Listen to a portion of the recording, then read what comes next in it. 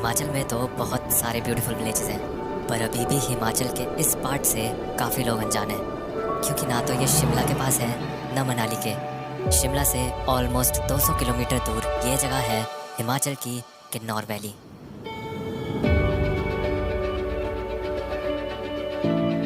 जहाँ है कुछ बहुत ही ब्यूटीफुल और हेवनली विलेजेस। और हेवन जाने का रास्ता तो कहाँ ही आसान होगा। वर्ल्ड के सबसे डेंजरस रोड्स में से एक हिंदुस्तान तिब्बत हाईवे से शुरू होती है किन्नौर वैली, पर इस रोड को पार करके आप पहुंचते हो किन्नर कैला। कल्पा ऐसी जगह है जहां घूमने के लिए आपको कार या बाइक की ज़रूरत नहीं, बल्कि इस पूरे गांव में बस चलकर ही यहाँ के हर कोने कोने में घूम सकते हैं, जिससे यहाँ की शांति और कामनेस को आप करीब से फील कर पाएंगे। परफेक्ट ब्लेंड होता है जो मतलब एकदम परफेक्ट मिक्स है, ना ही ज़्यादा आपको बहुत ही ज़्यादा एकदम आप रिमोट एरिया में है जहाँ पे जैसे कि स्पीति हो गया, जैसे एकदम कि लोग ही नहीं दिख रहे, और आप इतने ज़्यादा पास भी नहीं है कि यहाँ पे बहुत ही ज़्यादा आपको टूरिस्ट मिले या फिर जो भी मतलब इतना ज़्यादा रश मिले, क्राउड मिले या कुछ भी। तो एकदम परफेक्ट बैलेंस है जहाँ आपको आराम से पीसफुल सराउंडिंग, काम एनवायरनमेंट और बहुत ही ज़्यादा अच्छे व्यूज़ दिख सकते हैं। तो वो कल्पा ही है। तो मैं बैठा हूँ, वो है एप्पल गार्डन पूरा, मतलब ये जितना भी आसपास में जितने भी सारे ट्रीज़ हैं ये सारे एप्पल के हैं। अभी बस एप्पल्स थोड़े से थोड़े दिखने शुरू हुए हैं, बट अभी थोड़े टाइम में मतलब 1 महीने के अंदर, 1 डेढ़ महीने के अंदर ही पूरी मतलब फुल ग्रोथ में आ जाएंगे। किन्नौर के एप्पल्स अपने टेस्ट और क्वालिटी की वजह से वर्ल्ड फेमस है, और यहाँ हर साल अप्रॉक्स 15 से 20 लाख बॉक्सेस एप्पल प्रोड्यूस होते हैं, जिसमें से हर बॉक्स 20 केजी का होता है। तो आप समझ जाओ कितने सारे एप्पल्स। जैसे ही मैं कल्पा पहुंचा था तो बस एक चीज़ को देखता रह गया था, यहाँ से दिखने वाली किन्नर कैलाश रेंज।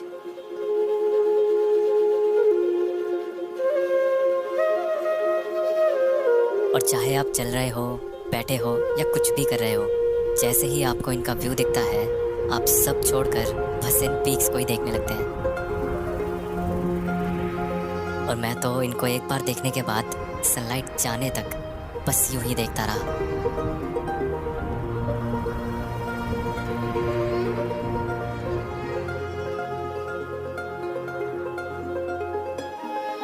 पर जब मैंने यहाँ सनराइज देखा तो वो हेवन का असली नज़ारा था।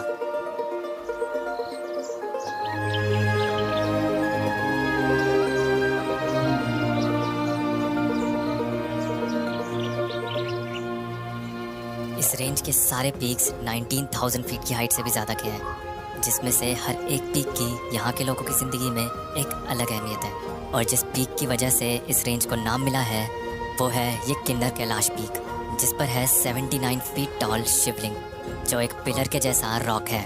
और इतनी हाइट पर होने के बाद भी हर साल हज़ारों लोग शिवलिंग की पूजा करने के लिए यहाँ तक ट्रैक करके जाते हैं। और एक और मान्यता या बिलीफ जो हिमाचल में है वो है देवता।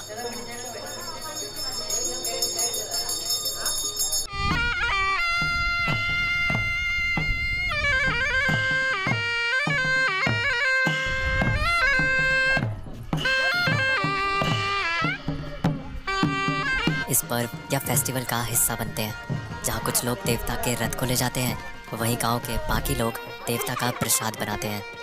देवता का प्रसाद बना रहे थे? हाँ जी, देवता का प्रसाद पूजा के लिए। क्या क्या बना रहे हैं? क्या चीज़ें? सब्जी, हलवा, चपाती, पूरी मिलेगा। फिर उसके साथ वो चलता है शराब, छांग। छांग। छांग दूसरा होता है, शराब दूसरा होता है। शराबें चलती है। मदिरा, मदिरा। पैसे वैसे कौन देता है इन सब कराने के?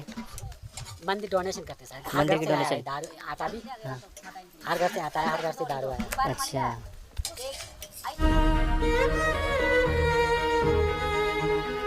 ये तो किन्नौर का बस एक विलेज था, पर किन्नौर का एक और बहुत ही ब्यूटीफुल विलेज है जो कल्पा से भी 100 किलोमीटर दूर है। स्पीति वैली के शुरू होने से पहले है किन्नौर का हाईएस्ट विलेज नाको।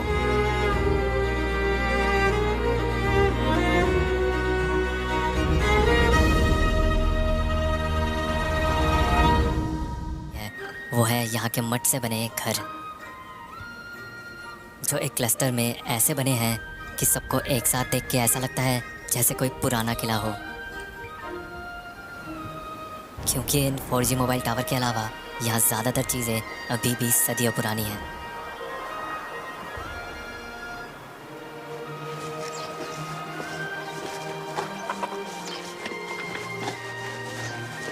बाहर से देख के लगता है कि जैसे एक के ऊपर एक घर है, बट जब अंदर आओ तो पता चलता है कि हाँ अंदर एक मतलब एक रेत का पहाड़ सा है, मड का पहाड़ सा एक, और उसमें छोटी छोटी गलियाँ बनी हुई हैं और उसमें कहीं कहीं पास पास घर बनाए हुए हैं अच्छे से। मतलब लोग कह रहे हैं कि यहाँ पे ज़्यादातर लैंड गवर्नमेंट ही है, तो इतना ही एरिया इनके पास, तो इसलिए इन्हें इतनी पास पास घर बनाने पड़े। तो ज़्यादातर घर आपको एकदम ऐसे पास पास चिपके चिपके दिखेंगे, जुड़े जुड़े। और ये देखो ये पूरा मड से बना हुआ है, ये पूरे सारे घर मड से बने हुए हैं। मेरे पीछे है हिमाचल की हाईएस्ट पीक। कैसे अभी ये सनसेट के टाइम में से गोल्डन पीक की तरह दिख रही है, मतलब अलग ही हाईलाइट हो रही है वो। इसकी 22,000 फीट से ज़्यादा की हाइट है।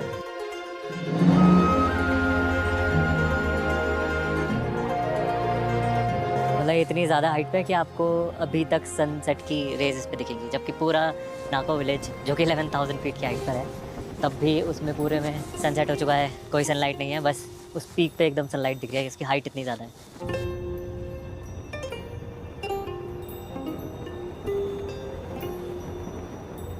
विलेज के साइड में है यहाँ का सबसे पॉपुलर स्पॉट नाको लेक। एक डेजर्टेड जगह में तो लेक का होना ही स्पेशल होता है, इसलिए यहाँ के लोगों के लिए ये बहुत ही सेक्रेट और पवित्र लेक है, जिसकी खूबसूरती सनसेट होने पर और भी बढ़ जाती है। दिस टेम्पल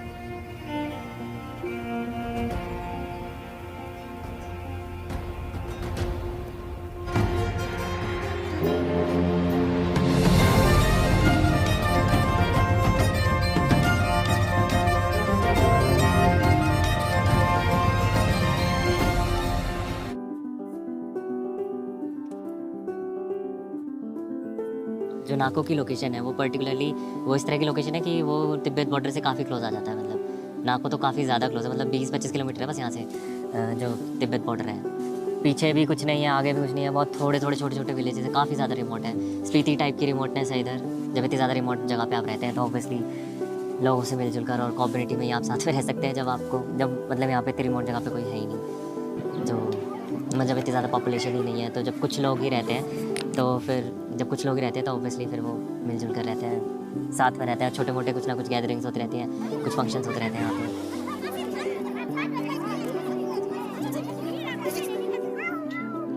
बताओ। यहाँ पर ऑक्सीजन की कमी है, पॉपुलेशन की कमी है और फैसिलिटीज़ की भी। इतनी हाइट पर आते आते बहुत कुछ कम हो जाता है, पर जो चीज़ शायद बढ़ जाती है वो है एक दूसरे के साथ रहने की स्पिरिट। इन विलेजेस की गलियों में चलकर या बसेस में घूमकर मुझे ऐसा लगा जैसे यहाँ सब एक दूसरे को जानते हैं। शायद जब लोग कम हो जाते हैं तभी लोगों को लोगों की अहमियत पता चलती है।